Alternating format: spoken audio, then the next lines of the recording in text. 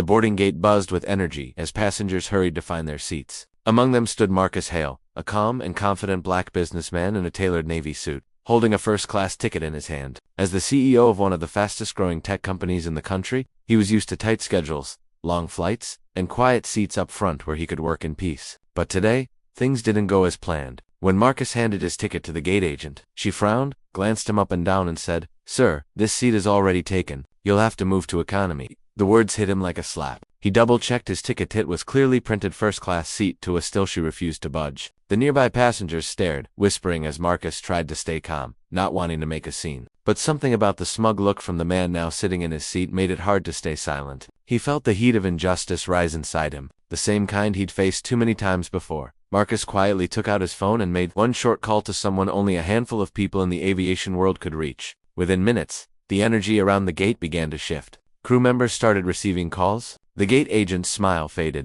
and as the plane's engines powered down, Marcus simply stood there, watching. What happened next left everyone speechless, including the airline itself, as the murmurs spread through the terminal. Marcus kept his calm, his expression unreadable. He had learned long ago that power wasn't always loud, it often spoke in silence. While the confused passengers waited for an update, the gate agent nervously tapped on her computer, whispering to her supervisor. Marcus's phone buzzed once. He looked at the message, then slid it back into his pocket without a word. The airline's regional manager was already on the way, a few rows down. The man who had taken Marcus's seat leaned back comfortably, pretending not to notice the tension. He scrolled through his phone, smirking slightly, as if certain the situation would blow over. But Marcus wasn't just any passenger. Before founding his own company, he had spent years as an aviation systems engineer, designing the very software that airlines relied on for scheduling, ticketing, and safety operations. His firm, Hiltech, now held contracts with several major carriers, including the one whose logo was printed above the gate. As more staff arrived, Marcus quietly observed, noting every face, every whisper. The captain appeared next, speaking urgently with the crew. Something was clearly wrong. The flight was now delayed, and the passengers were growing restless. Marcus didn't raise his voice or demand attention.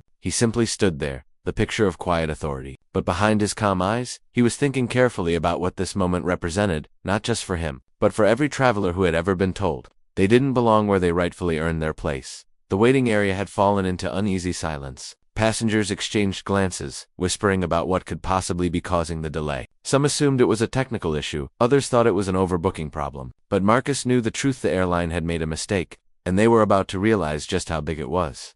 The regional manager arrived, out of breath, her badge flashing as she rushed toward the gate. She gave Marcus a quick, cautious look, then turned to the agent. "What happened here?" she asked in a low voice. The gate agent hesitated, her earlier confidence gone. She stammered about a seating mix-up, leaving out the part where she had ignored Marcus's first-class ticket. Marcus stood silently, letting her talk. He didn't need to argue. He wanted them to reveal themselves. Meanwhile, the man in Marcus's seat grew visibly nervous as the flight crew gathered near him. "Is there a problem?" he asked, pretending innocence. The manager didn't answer. She was already on a call with corporate, her expression tightening by the second. Marcus could tell she'd just learned who he was, the CEO of Hiltech, the company that managed part of their digital infrastructure.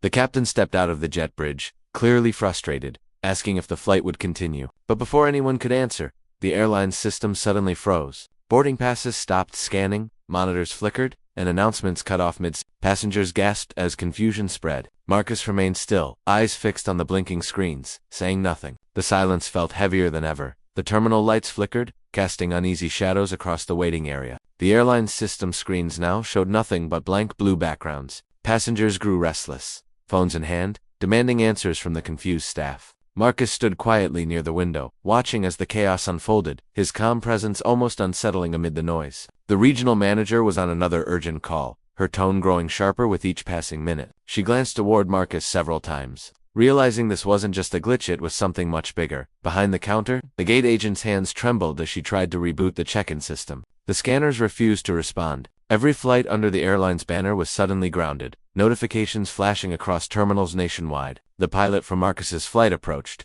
frustration clear on his face. "We can't even access flight plans," he muttered, looking toward the manager. In the middle of it all, Marcus's phone buzzed once more. He read the message, his expression unchanged. "All systems have paused. Await your call," it read. He slipped the phone back into his pocket. Passengers began recording the confusion. Videos spreading online within minutes under hashtags mentioning the airline's name and the ongoing shutdown. The man who had taken Marcus's seat now stood awkwardly near the gate, his earlier smugness gone. He looked around, sensing that something was deeply wrong but unable to piece it together. Then Marcus finally turned toward him, taking a slow step forward. The tension in the air was so thick it felt like everyone was holding their breath, waiting for what would happen next. Marcus stopped just a few feet away from the man who had taken his seat. The entire terminal seemed to go silent. The man shifted uncomfortably, trying to hold his ground. "Look, I didn't mean any harm," he said, his voice breaking slightly. But Marcus didn't respond. His phone vibrated again, and this time, the regional manager's phone buzzed at the exact same moment. She glanced at the screen, and her eyes widened. The alert message read, **** system, override request from Hailtech Executive Network authorization required. ***. The realization hit her instantly. The man standing before her wasn't just another passenger. He was the person whose company had built their systems, and who could, if he wanted to, control them. She looked up, panic flickering in her eyes. "Mr. Hall, please, let's talk," she said, her voice suddenly respectful, almost pleading. Marcus didn't raise his voice. "I tried to board quietly," he said evenly. "I showed my ticket, I waited. But when respect is denied, systems eventually respond."